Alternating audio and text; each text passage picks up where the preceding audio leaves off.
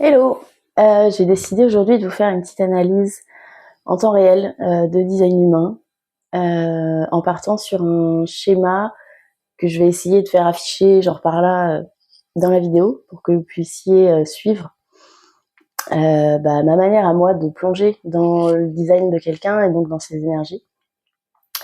Et donc c'est une personne, c'est un homme qui a la quarantaine, qui m'a contacté parce qu'en fait, il se retrouve actuellement dans sa vie à un moment où il a l'impression d'étouffer sous le poids de toujours faire plaisir aux autres, toujours faire passer les besoins des autres avant les siens.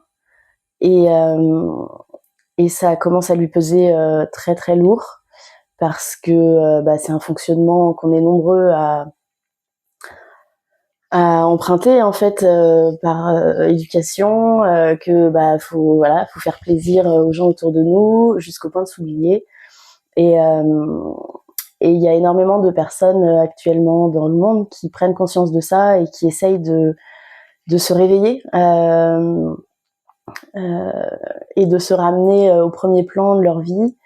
Et c'est un changement de paradigme qui est hyper brutal parce que on a l'impression effectivement d'avoir vécu plus pour faire plaisir aux autres que pour soi-même depuis toujours, et qu'au moment où on commence à essayer de changer ces comportements-là, alors déjà ça peut être très dur parce que c'est des comportements vraiment réflexes,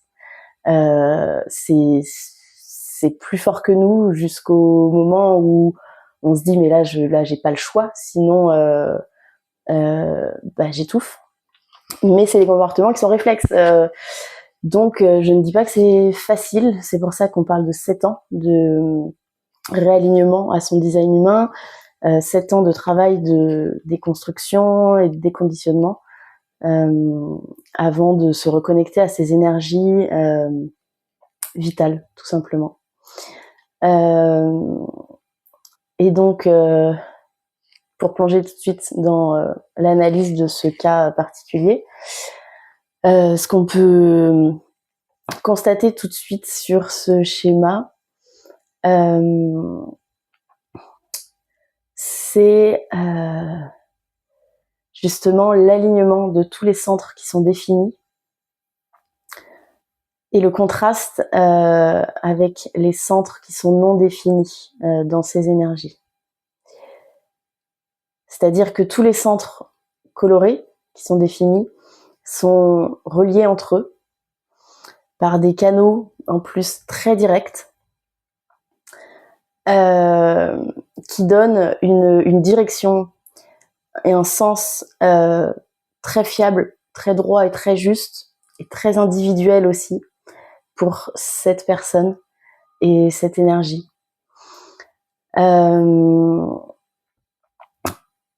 Il y a notamment 3 canaux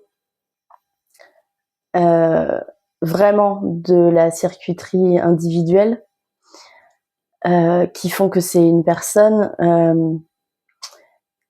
qui est censée agir selon ses propres élans de satisfaction, ses propres élans de vibration, qui est censé aller droit au but pour lui-même dans la création des expériences qu'il a envie de vivre en fonction de sa manière de voir le monde et son énergie sacrale, son énergie de vie et de création. C'est ce qu'on appelle du coup un générateur manifesteur parce que son centre sacral est relié à son centre-gorge qui lui donne la capacité de manifester et de créer sa vie à l'image de ce qu'il fait vibrer, de ce qu'il aime. C'est une énergie qui répond énormément à la phrase faire ce que j'aime et aimer ce que je fais.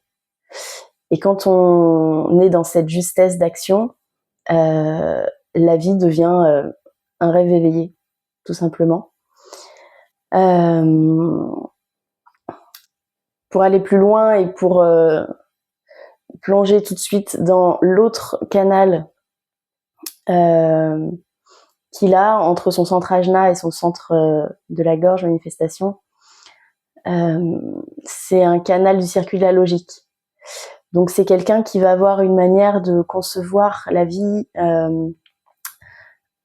son chemin de vie, ses expériences d'une manière plus logique que abstraite, parce qu'en fait il y a deux côtés de circuit dans le design humain. Il y a un circuit de la logique et un circuit de l'abstraction, qui est beaucoup plus émotionnel, qui est beaucoup plus dans qu'est-ce que je ressors des émotions qui me traversent quand je vis une expérience. Alors que l'autre canal, du côté de la logique, est plus centré sur des expériences qui vont l'enrichir, qui vont lui apporter quelque chose de cohérent avec ses souhaits de vie, avec ce qu'il souhaite créer sur son chemin. C'est plus une question de cohérence et de logique qu'une question de vie émotionnelle, de beauté de la vie, d'accepter les hauts les bas, etc.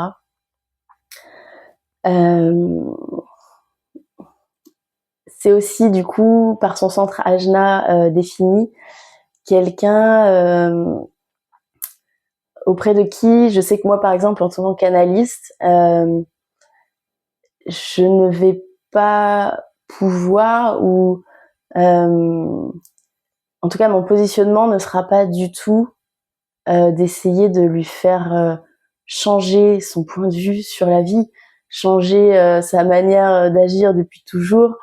En fait je vais me positionner évidemment en gardant une grande ouverture d'esprit et en partant de sa forme de conception de la vie à lui. Parce qu'évidemment, quand le design humain croise notre chemin, c'est pour nous apporter énormément de clés de compréhension. Mais en fonction du psychisme et des schémas qu'on vit depuis notre enfance, ça peut être très violent d'avoir quelqu'un qui arrive avec ses gros sabots en mode alors il faut que tu fasses comme ça, tu devrais faire comme ça, etc. Ça c'est encore une fois des conditionnements, des injonctions, et un centre ajna défini va avoir énormément de mal à recevoir les informations quand elles sont amenées comme ça. Mais malgré ça, il y a parfois des déclics juste sur un mot au cours d'une séance qui peuvent se faire et qui peuvent justement tout débloquer et faire ressentir à l'énergie que oui, là dans son cas, que c'est logique, que ce qui lui arrive soit désaligné à ce qu'il aimerait. Enfin, il y a beaucoup de compréhension très logique à comprendre à ce schéma, et pour ça j'en viens aux centres non définis, donc tous les centres blancs qui sont présents sur ce schéma, qui sont les centres les plus sensibles aux énergies extérieures depuis l'enfance, encore une fois, depuis toujours, et donc qui sont potentiellement les plus conditionnés, comme je le disais au début, à réagir sur la base de réflexes acquis, mais qui nous desservent parce qu'on les a comme absorbés depuis toujours, qu'on les filtre en fonction des portes qui sont ouvertes, et que du coup on a mis en place des réactions face à des situations qui sont un peu inflexible. Alors que le potentiel et la sagesse des centres non définis et ouverts, c'est d'avoir justement cette flexibilité de réaction, de ne pas rester bloqué sur un schéma et de pouvoir explorer tous les aspects, tous les filtres différents d'énergie dans ce centre. Malheureusement, dans la société actuellement, c'est pas toujours le cas. Et donc, on peut rester dans des formes de réactivité qui nous desservent vraiment. Et là, c'est le cas pour cette personne qui a l'impression de toujours faire passer les autres avant lui-même, etc.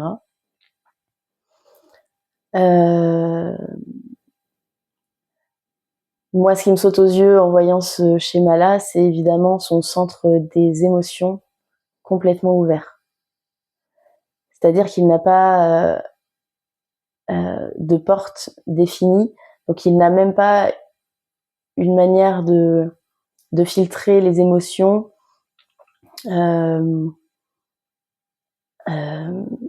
fiable, fixe, qui peut le rassurer quelque part.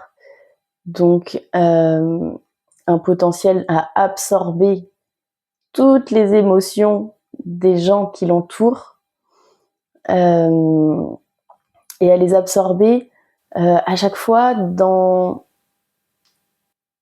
le fonctionnement qu'a la personne de vivre ses émotions. Donc ça peut donner une grande confusion en soi-même, dans le sens où face à telle personne, on va se sentir costaud dans sa manière de, par exemple, mettre à distance une émotion qui n'est pas la nôtre, ou alors très empathique et tout absorber et se retrouver mal à la place de la personne qui vit la situation. Parce qu'il y a ce discernement émotionnel à travailler, à mettre en place, qui est de reconnaître quand une émotion vient de nous, intérieurement, ou quand elle vient de l'extérieur, et que c'est une personne, par exemple, qui, en ressentant notre centre des émotions ouvert, vient et décharge des émotions qu'il n'arrive pas à gérer. Et un centre des émotions complètement ouvert comme ça a un chemin d'apprentissage, d'intelligence émotionnelle et de discernement émotionnel hyper important à conscientiser et à travailler. Alors il y a beaucoup de personnes pour qui ça se fait tout naturellement dans la vie, et il y a des personnes qui se rendent compte à un moment qu'ils n'arrivent plus à gérer, qui sont ce qu'on appelle débordés, que leur batterie émotionnelle est complètement à plat, qui peuvent plus absorber quoi que ce soit parce que ça les bouleverse, ça les chavire. Et donc la reconnexion à soi est hyper importante. C'est ça que le design humain vient soutenir énormément. Associé à ce centre des émotions complètement ouvert, on voit que dans son centre G, le losange jaune au milieu, il a la porte 13 activée dans sa partie consciente. La porte 13, c'est la porte de l'auditeur, celui à qui on a envie de venir se confier parce qu'on ressent qu'il saura écouter en toute neutralité, quand elle est évidemment équilibrée et harmonisée, cette porte. Si ce n'est pas le cas, c'est une porte qui peut rejeter complètement la confession d'un ami ou de quelqu'un, parce que justement, elle se sent débordée, elle se sent utilisée. et pas à bon escient si la personne absorbe les émotions au lieu d'être dans une écoute neutre avec mise à distance des émotions de la personne qui se confie. Donc effectivement là la difficulté de répondre aux besoins des autres avant soi-même peut venir grandement de ça. Il y a aussi dans ce schéma les 2 centres de pression qui sont non définis. Il y a 2 centres de pression en design humain, le centre de la tête, couronne, et le centre racine, qui absorbent, encore une fois parce qu'ils sont là non définis, toute la pression collective. Donc les idées, les inspirations, toutes les pensées collectives qui nous traversent à chaque instant et auxquelles on devient très très sensible si on n'apprend pas à discerner celles qui sont bonnes pour nous, c'est-à-dire les bonnes questions à se poser pour nous, qui nous font avancer sur notre chemin, mais qu'on rentre dans une confusion mentale sans discernement mental justement de ce qui nous concerne, de ce qui ne nous concerne pas, donc régler les problèmes de sa famille, de ses amis, de tout le monde, sans se protéger et en se laissant complètement envahir par cette confusion, cette recherche de questionnement, les doutes aussi que nos proches peuvent nous mettre dans la tête concernant notre propre chemin souvent, nos décisions, etc. On est des êtres humains individuels avant d'être collectifs. Alors bien sûr, c'est l'un ne va pas sans l'autre. Mais on a chacun nos envies, nos souhaits, nos désirs, nos passions. Et c'est important de revenir à ça, revenir à soi pour savoir s'écouter et ne plus se laisser disperser et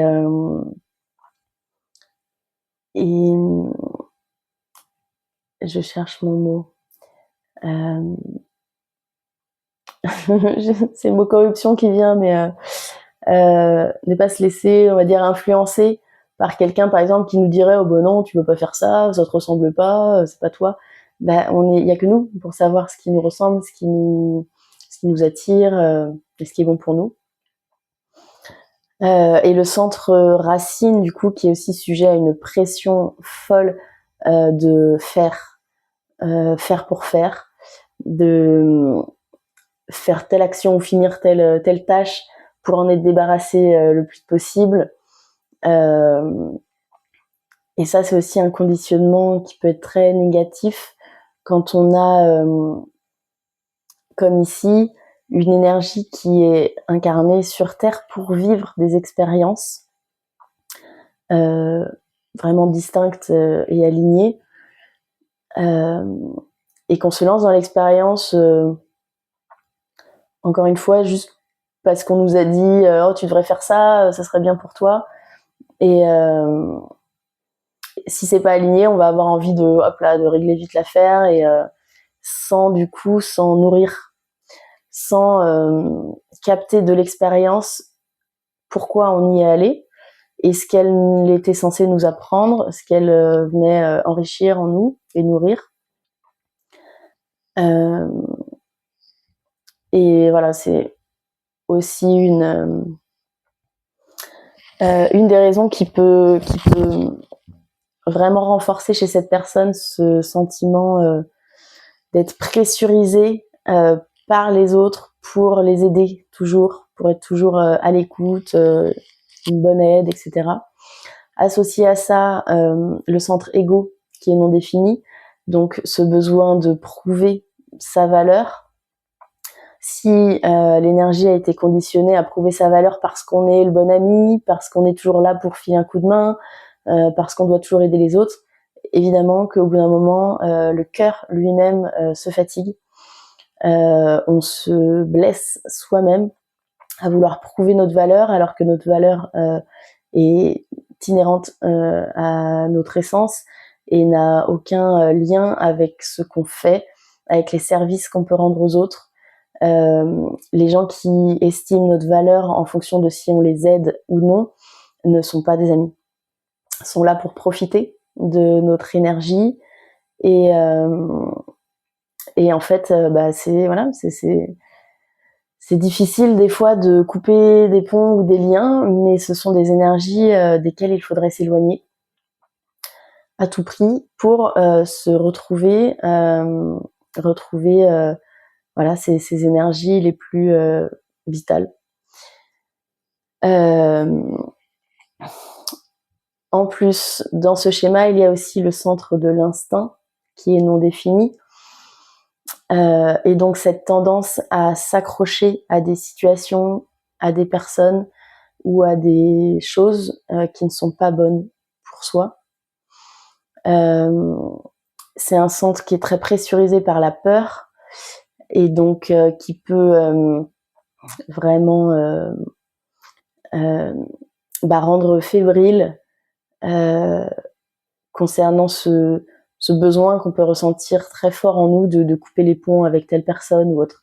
C'est un centre qui va, par instinct de survie, se réveiller à des moments où on est prêt à couper les ponts pour nous dire oh là là mais non mais ne coupe surtout pas, imagine si un jour tu as besoin de lui ou d'elle et que tu lui as dit non, cette personne ne sera plus là pour toi, ça peut être très problématique.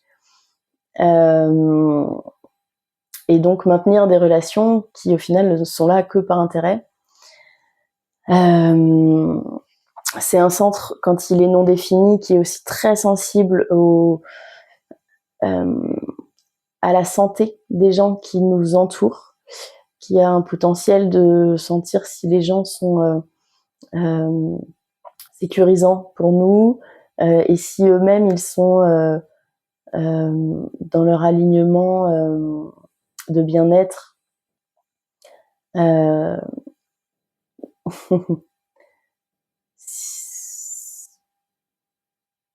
Ouais. Quand il est complètement ouvert, il donne par exemple le don de sentir quelqu'un qui développerait une maladie.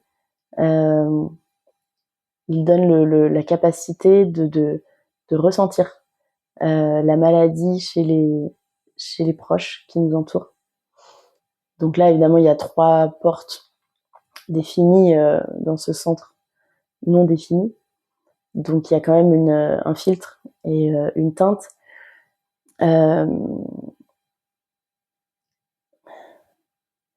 Qui est d'ailleurs dans l'aspect inconscient très centré sur la recherche du sens de la vie, de quel sens je dois donner à ma vie pour qu'elle ait du sens, tout simplement. La porte 28, qui est dans le canal encore une fois individuel, et comme c'est une énergie, je vous le disais tout à l'heure, très individuelle, de par ses centres définis, cette porte 28, elle peut aussi réagir fort à l'importance de retrouver le sens de sa vie.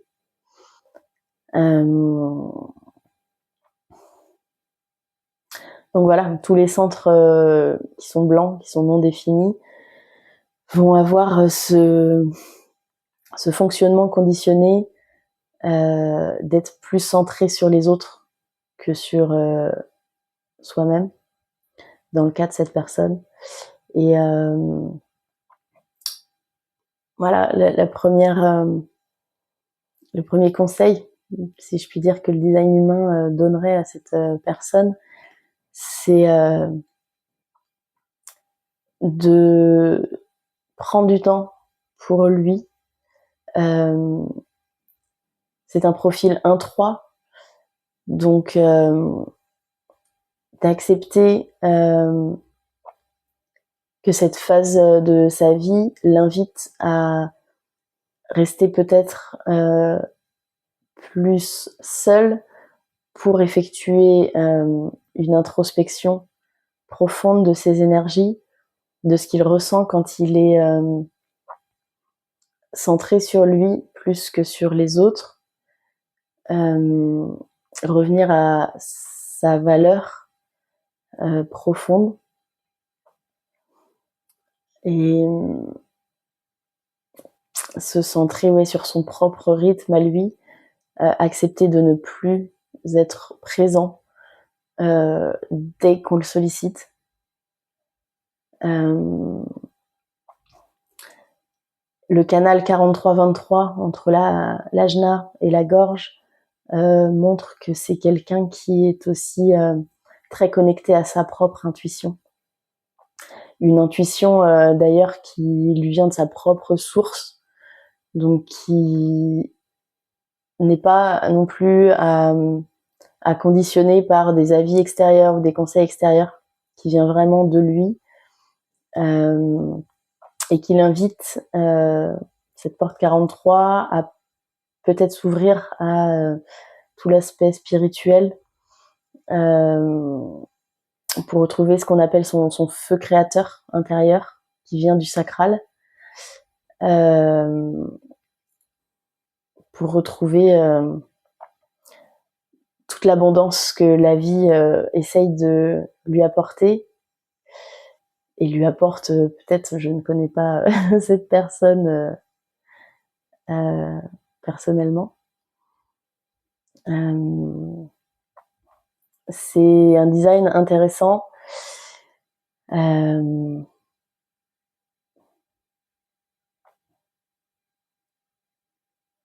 Voilà, on pourrait encore plonger beaucoup plus loin en analysant par exemple l'aspect vraiment que de sa personnalité et l'aspect de son intelligence corporelle. Mais ça, voilà, ça c'est pour pousser encore plus l'analyse. Et je vais m'arrêter là pour l'instant.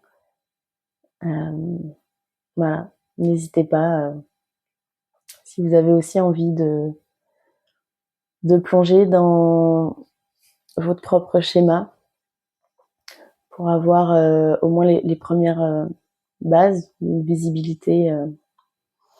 Si voilà, vous êtes à un moment de votre vie un peu challengeant et que vous sentez cet appel à vous connaître plus, à vous reconnecter, à sortir de schémas qui vous limitent, je suis là avec grand plaisir pour décortiquer tout ça avec vous. Voilà, merci et à bientôt.